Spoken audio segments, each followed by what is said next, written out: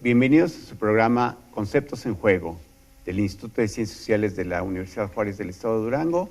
Los invitamos a que nos acompañen en este inicio de una serie de programas que va a ser semanalmente. Cada semana vamos a poner en la mesa un concepto, el cual vamos a comentarlo, y les agradezco la participación de la doctora Elizabeth,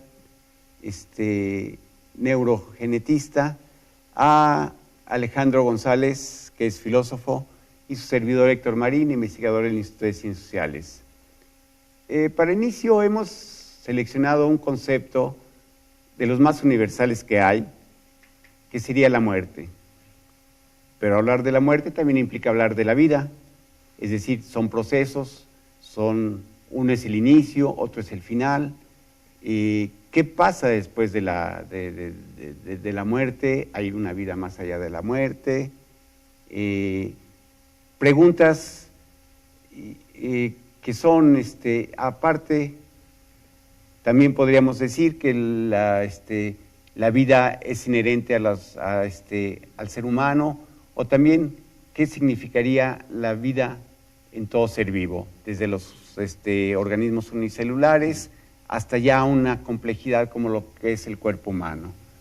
Sí.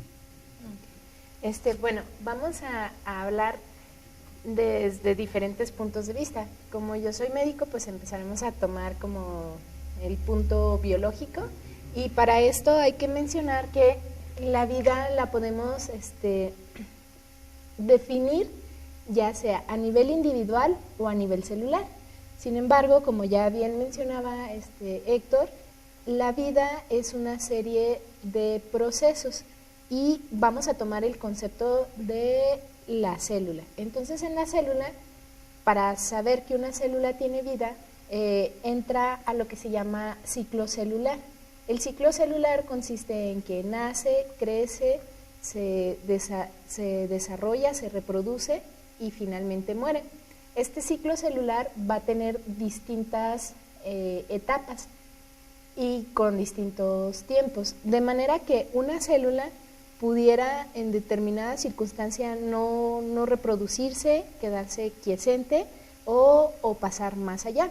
Y entonces, si se fijan, las mismas etapas que tiene la célula durante su vida, las presenta también el individuo. Entonces, desde aquí podemos ir haciendo algunas similitudes sobre estos conceptos. También vamos a ver que la muerte se define como el término. Podríamos decir que a todo ser vivo, no únicamente al individuo, sino también animales, que bueno, el hombre también es un animal, pero ese sería otro tema para y las plantas asunto, ¿no? Igual tienen este proceso.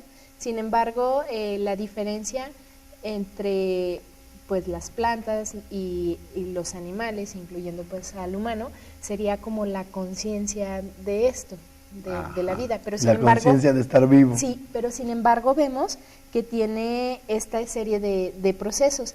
Y al final, en cuanto a la definición de muerte, llama bastante la atención porque es como el final de ese proceso. Entonces tenemos dentro de las definiciones a Ruy Pérez Tamayo, en donde dice que la muerte en sí no se puede definir sin el concepto de vida, y que la vida no podríamos definirlo sin la muerte. Y hasta ahí deja un punto donde tú dices, bueno, la vida sí podría definirla sin la muerte, pero entonces él hace hincapié en que no en la manera tan exquisita y tan rica en que la tenemos, porque ese límite de tiempo, esa temporalidad, pues, es lo que genera una riqueza en cuanto a la vida. Si la tuviéramos la certeza, pues, porque como vamos a ver en los siguientes programas, pues no sabemos qué pasa más allá. Sin embargo, ahorita me gustaría hacer ciertos comentarios en cuanto a las definiciones para que podamos entrar a este tema. Filosóficamente me parece que justamente tendríamos que tratar de entender estas dos nociones de vida, de muerte, justamente como conceptos correlativos. No, es muy difícil para nosotros poder hablar de la muerte sin hablar de la vida o viceversa, ¿no? Creo que son conceptos que siempre, y como seres humanos, tal vez entendamos nuestra vida solo a razón de la muerte, y la especulación esta de qué va a pasar después, todo lo que podemos decir al respecto de qué podría pasar después, es una especulación después del hecho de morir, ¿no? O sea, creo que una vez que el ser humano, porque obviamente podemos hablar de muertes de plantas o muertes de animales, pero al ser humano probablemente es el único, al menos el único que nosotros sabemos hasta ahora, quizá, que especula sobre el destino que viene después del hecho de morir, ¿no? Sí, ahí estaremos tocando lo humano, el punto de vista humano de la muerte, ¿no? Pero sí me gustaría ver, Elizabeth, querías hacer algunas sí, hincapié en algunas definiciones. Antes de hacer hincapié en estas definiciones, porque luego después esto dará pie a mucha charla, me parecería muy padre ver cómo en el universo igual tenemos procesos y procesos muy definidos.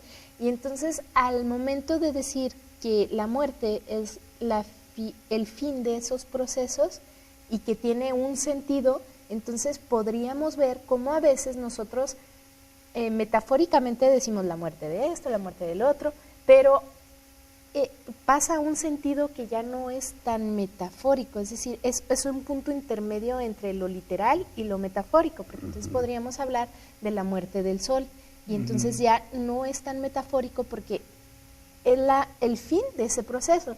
Entonces aquí, o es que esto no tiene una etapa intermedia entre la metáfora y lo literal, o es que nos falta algo en nuestra definición para completar esa definición de vida. Claro. Y esto es muy importante porque los conceptos, por eso estamos en este programa de conceptos en juego, van variando y van variando en cuanto al conocimiento que tenemos, en cuanto al sentido, y nosotros podemos distinguir claramente entre la vida porque vemos seres inertes y seres vivos, pero entonces nuestra definición no está tan clara y por lo tanto nuestra definición de muerte tampoco está tan clara porque nos deja en un punto así intermedio. Al respecto de esto, ¿ustedes qué? Justamente sí, por ejemplo, cuando hablas de la posibilidad de la muerte del sol, ¿no? Sí. Y justamente cuando hablamos de este tipo de explicaciones, entendemos que para explicar muchas cosas que, como bien dices, a lo mejor nos faltan elementos para poder definir a esto que le llamamos científicamente o más claramente estas cuestiones, tenemos mitos explicativos, ¿no? Sí. Mitos explicativos sobre la muerte y tal. Ahorita nada más para mencionar lo de la muerte del sol, en Egipto, los dioses, cuando había, se decía que todos los días el dios del sol vencía al dios de la noche y entonces por eso salía, ¿no? Por ejemplo, cuando a veces no podemos explicar, se explicaba a través de la muerte de un dios el surgimiento del otro, y así explicaban míticamente, si me permiten esa expresión, incluso el ciclo del día, ¿no? Porque no entendían quizá, o lo querían explicar de esa manera, cómo era el ciclo, un ciclo que puede ser a la vez un ciclo vital, ¿no? Sí, porque, bueno, también se habla, por ejemplo, de las muertes de la lengua, de una lengua, ¿no? Sí. De la extinción de una especie, de los dinosaurios. Esto me lleva a decir, bueno, la muerte implica la desaparición, implica una transformación pero ¿de qué tipo, no? O sea,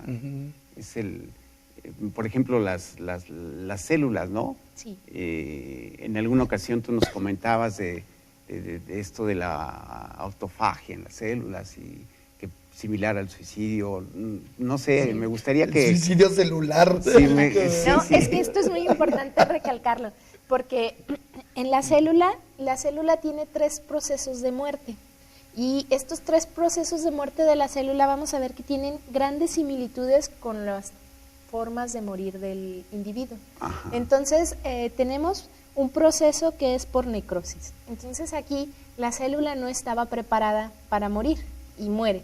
Y esta necrosis produce un efecto o una carga Es en como los tejidos cuando circundantes. a alguien por una enfermedad, a una edad que ni se esperaba, un Se va. infarto Sí. a Algo los, sorpresivo. un infarto a los 5 años, cuando antes decía uno, los infartos son para la gente mayor, ¿verdad?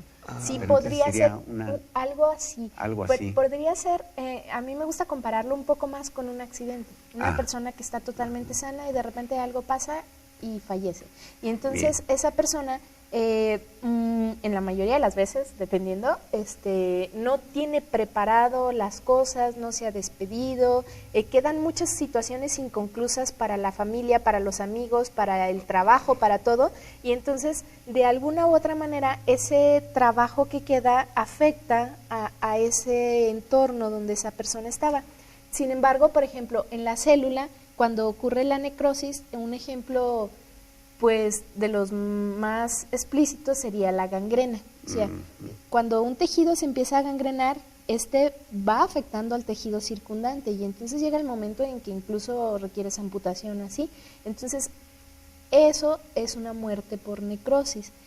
Otra de las formas de morir es por apoptosis. La apoptosis es una muerte celular programada, donde la célula sabe que el fin de morir va a generar algo específico, tiene su función la muerte, y entonces se prepara, pero no deja rastro de esa muerte y no complica la situación a tejidos circundantes, al contrario ayuda. La persona que se preparó quizás sabía que iba a morir o tal, por ejemplo, Sí. digo, haciendo la analogía con lo que Ajá. estamos pensando, ¿no? A Alguien veces que ya las- sabía que no es esta parte sorpresiva, que Sí, se a veces prepara. las enfermedades que son crónicas Ajá, te van dan un preparando tiempo para eso. tomar este tipo de situación. Y ya cuando para la persona falta despedirte, no afecta resolver. al sistema, digamos, al Exactamente. sistema de vida.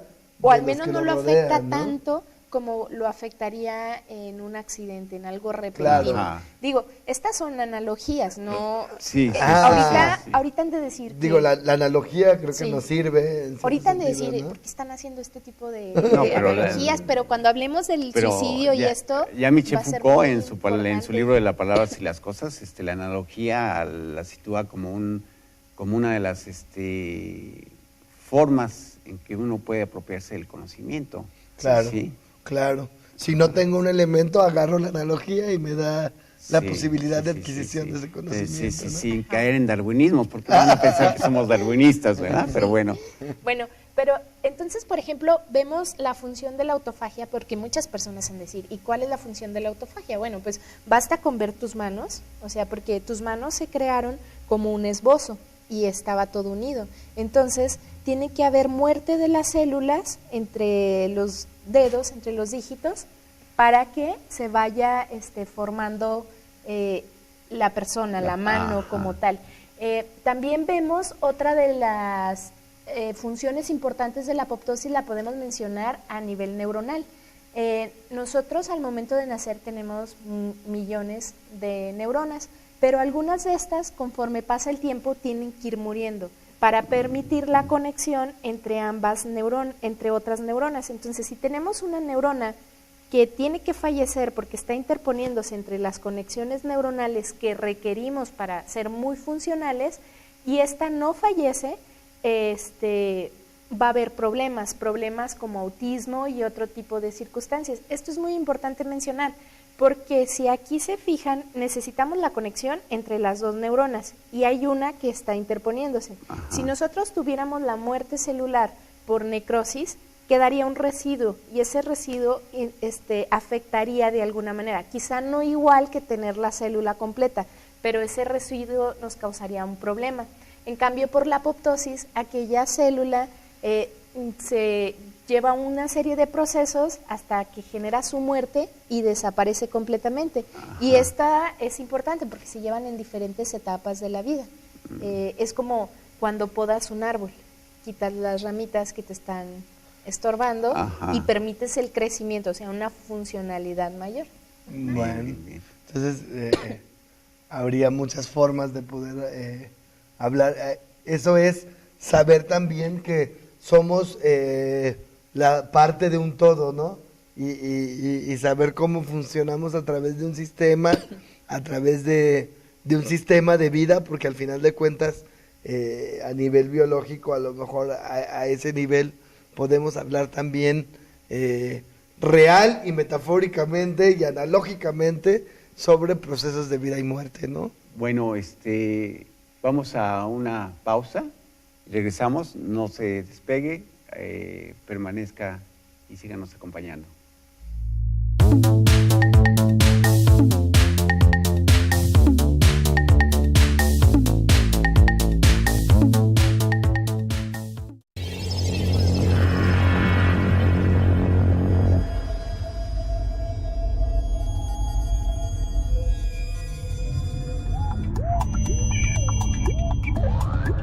En nuestra máxima casa de estudios, algo importante se está gestando. TV UGED evoluciona. Cambiamos para ofrecer más calidad y reforzar el contacto con nuestra gente. Porque se puede ser actual, manteniendo las raíces. Y aunque nos vemos distintos, vas a reconocernos. TV UGED ha renacido. Con visión universitaria.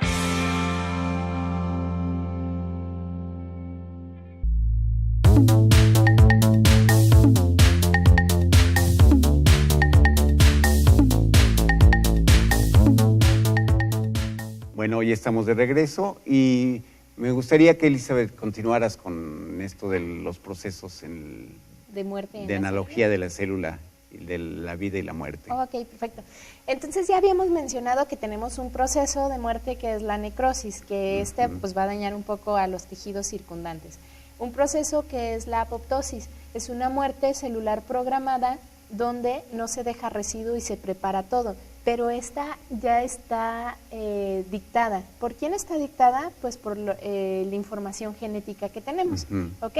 Y la otra forma de muerte se llama autofagia. Entonces la autofagia es una célula que está normal en un ambiente y de repente el ambiente se torna agresivo. Entonces la célula empieza a luchar contra ese ambiente agresivo y empieza a utilizar sus recursos.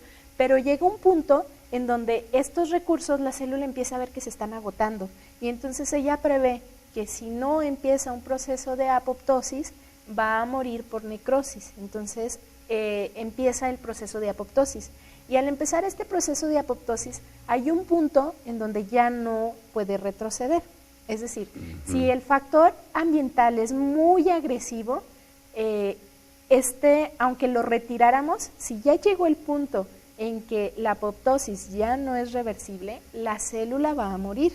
Y entonces va a iniciar la apoptosis neuronal o celular, dependiendo de dónde sea esta célula, y va a eliminar todo residuo. Entonces aquí nosotros lo comparamos con el suicidio y vamos a mencionar esto porque de repente podríamos decir, bueno, el suicidio yo lo puedo comparar con una apoptosis celular, pero no es así. Hay estudios que nos hablan, por ejemplo, de la neuroepigenética del suicidio. Acaba de salir un artículo en junio de este año y está totalmente increíble. Increíble, ¿por qué? Porque aquí te mencionan que por procesos epigenéticos se llega a utilizar todos los recursos del individuo y programa su muerte. A lo mejor, ¿qué es la neuroepigenética? Bueno, primero vamos a hablar que para esto tenemos que mencionar de la genética y la epigenética, ¿ok? La genética, nosotros para formarnos requerimos información muy específica, que son como recetas para el color de la piel, los ojos, el cabello, la forma del cabello, si vemos tu cabello es ondulado, es lacio, o sea, todas estas características están dadas por recetas, ¿sí? Estas recetas son los genes, son recetas hechas a base de DNA, por eso ahora oímos tanto la palabra DNA, inclusive la oímos mal, porque a veces dicen el DNA del carro, o sea, claro que no, ¿verdad? El DNA es información para formar esas recetas, y esas recetas nos permiten constituirnos como individuos y a los animales constituirse como especies, ¿ok? Estas recetas son muy específicas, son para el funcionamiento, para todo lo que vamos a hacer por fuera, por dentro y cómo vamos a funcionar, ¿ok? Pero bien, eso es a nivel de la genética, a nivel de los genes. Ahora, la epigenética... Que se van heredando. Sí, esto se hereda, pero la epigenética nos habla de algo por encima de los genes, ¿ok? Entonces aquí es muy importante porque nos explica cómo el ambiente puede afectar la expresión de nuestros genes. Es decir, tú a veces puedes tener un gen mutado, porque te lo heredaron, porque mutaste, por lo que sea, y te condiciona alguna enfermedad, ¿ok? Entonces, a la hora de heredarlo, tú ya heredas esa estructura cambiada, esa recetita ya va alterada, ¿ok? Pero imagina que cuando tú requieres la información de esa receta, supongamos, comparémoslo con recetas de cocina, para hacer alguna galleta o algo así. Entonces, tú, para hacer eso, tienes que ir a ese libro y accesar a esa receta en específico. Si ese libro tuviese un candado, tú no podrías accesar a él y por lo tanto no podrías producir aquella galleta que tú quieres. Es igual con los genes, no pueden producir la proteína para la que están codificando y esto es muy importante porque lo que le pone candados o quita candados a nuestros genes es el ambiente y ahí entra el estrés, el fumar, la alimentación. Entonces, todo este tipo de circunstancias que tú puedes modular de alguna manera tu exposición a ellas, puede generar cambios en la expresión de tu material genético. Esto es súper relevante, porque eso puedes controlarlo. La tú no forma puedes controlar lo que te heredaron. La forma cambia el fondo de alguna manera. Sí. Volvemos en un sentido externalista, ¿no? ¿Cómo puede ser que la vida parezca tener, digo, en el sentido de los conceptos vida, muerte, ¿no? Pueda tener una información o una cierta circunstancia que parezca determinante, como puede ser la genética, y ahora considerar la posibilidad de algo que no sea tan determinante como el ambiente y la posibilidad de la acción humana. Y para entonces, modificarlo. Entonces hablaríamos después, digo, ya como si nos pasamos allá, para la vida humana o para la muerte, qué tan importante podría ser una acción, porque acá estamos viendo incluso que podría modificar algo que nosotros, digo, fuera del campo médico y todo, podríamos incluso en un sentido considerar inalterable o totalmente determinado. Me parece interesante ver que con algo que parece que ya es así y punto, tengamos como la posibilidad quizá a través de nuestros actos de incluso modificar. Y además la palabra expresión genética es bonita, ¿no? Como el modo en el que se puede expresar es esa condición determinante, ¿no? Esto nos permitiría, por ejemplo, decir que los habitantes de las grandes ciudades modifican o van modificándose más aceleradamente sus estructuras genéticas. Es que, como tú mencionaste al principio, o sea, sí en el sentido de que somos una especie en evolución, ¿ok? Y entonces, al estar en evolución, tú recibes esa información del medio ambiente y la adaptas para tu mejor desenvolvimiento en esto. Entendía la evolución, no en el sentido de hacia un ser más perfecto, un ser humano más perfecto, ¿no? Sino la evolución como un proceso biológico de cambio, de transformación, ¿no? Sí, como un proceso que te permita afrontar los retos del entorno inmediato. Bien. Esto es muy importante mencionar que es del entorno inmediato.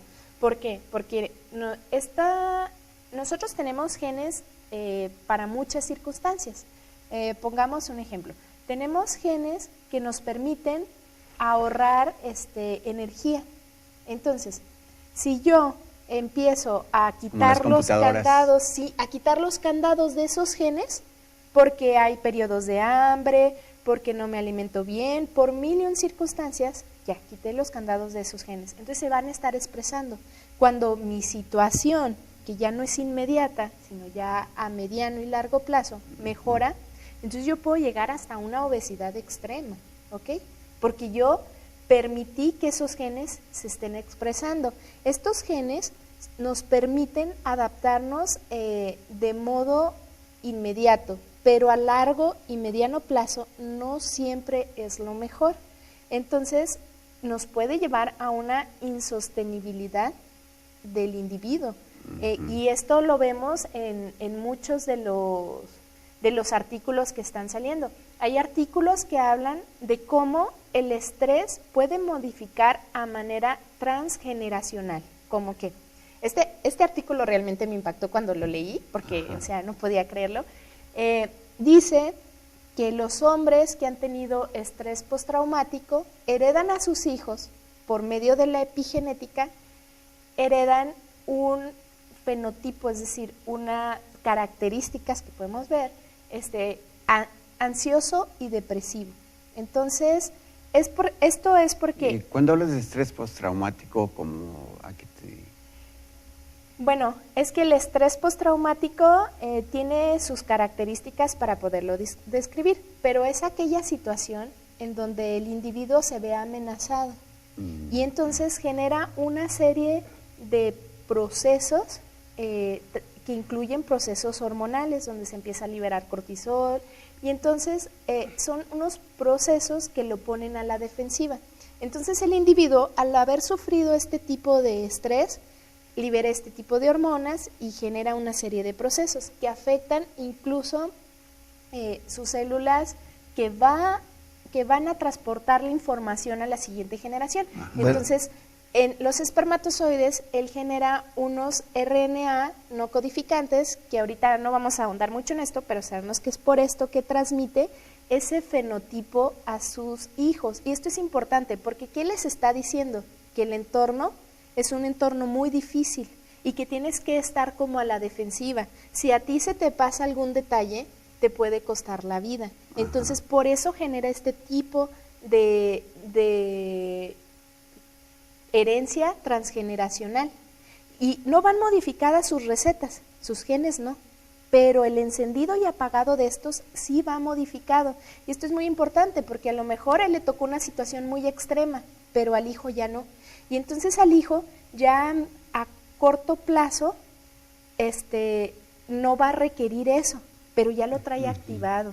Y entonces a mediano y largo plazo va a tener una serie de complicaciones que se pueden modificar, pero por medio del ambiente, por medio de muchísimo trabajo extra que una persona que nace sin este tipo de fenotipo. Evolutivamente creo que tendremos que hablar o quizá definir, porque bueno, el tema del que estamos tratando de hablar sería como la muerte, ¿no? Sí. Y entonces, tal vez evolutivamente tendríamos que hablar de si la muerte sea o no el fin de estos procesos de supervivencia, ya sea una supervivencia o una adaptabilidad inmediata que el cuerpo pueda generar, o una programación que ya no es tan inmediata, que quizá puede tocar a generaciones posteriores, que ya nos va condicionando. Pero a mí lo que me parece interesante pues es, repito, como la posibilidad de que no sea nada más una circunstancia, porque podemos ver la muerte como una cuestión de un destino inescapable, que sin duda lo es, pero ¿qué podemos ir haciendo o qué médicamente o científicamente? Creo que podría quedar en este sentido resaltada la importancia de la posibilidad de la acción humana para cambiar la expresión o la posibilidad de la adaptación, ¿no? Vista la vida como esta posibilidad de irte adecuando a un ambiente y bueno, en este sentido, no sé si la muerte acabe siendo en este lugar específico del que estamos, en este dominio específico del que estamos hablando, acabe siendo como el hecho de que esta posibilidad de adaptación de sí, y bueno, ya no me pude adaptar más, ahí nos vemos, ¿no? A lo mejor ahí Sí, termina el proceso de vida. Me recuerdo yo la frase que a mí me dijeron una vez, que la muerte era la última lucha del organismo por la adaptación, ¿no? Que de alguna manera, para evitar dolor, para algo así, el cuerpo resiste una última vez y por eso muere. Entonces, filosóficamente yo plantearía la siguiente pregunta, ¿no? ¿Estamos hechos para vivir o lo podríamos revertir esta cuestión? ¿Estamos caminando hacia la muerte o estamos hechos para vivir? Porque la asunción o no asunción de esa condición mortal, como abordábamos al principio, en el primer bloque, podría constituir para la vida humana, concretamente ya como un sistema más grande, una actitud tal o tal ante la vida. Si yo asumo una postura ante la vida, tendré una postura ante la muerte, y es muy diferente asumir la mortalidad o quizá humanamente estar esperando una vida después de la vida, lo cual nos llevaría a ya muchas especulaciones más, a muchos programas más, ¿no? Si es que hay una vida después de la vida, y bueno, estas son discusiones muy... Sí, el ser humano ha dirigido todos sus intentos científicos y no científicos en prolongar la vida, ¿no? En tratar de evitar la muerte, al grado de que, bueno, se llegan a situaciones de tener a personas por periodos muy largos ya conectados a máquinas con las cuales respiran o circula el torrente sanguíneo, pero siempre ha sido la búsqueda de evitar llegar a ese límite que es la finitud que caracteriza al ser, no únicamente al ser humano, también a los seres vivos, ¿sí? Somos finitos y siempre, pero el hombre, a diferencia de los otros seres vivos, que son las plantas, que son los animales, siempre ha buscado prolongar más lo que es la vida y evitar la muerte, ¿no? En este sentido, bueno, pues nos lleva a preguntas de qué tan válido es lo que tú decías, plantearse vivir para la vida o vivir para la muerte, ¿no?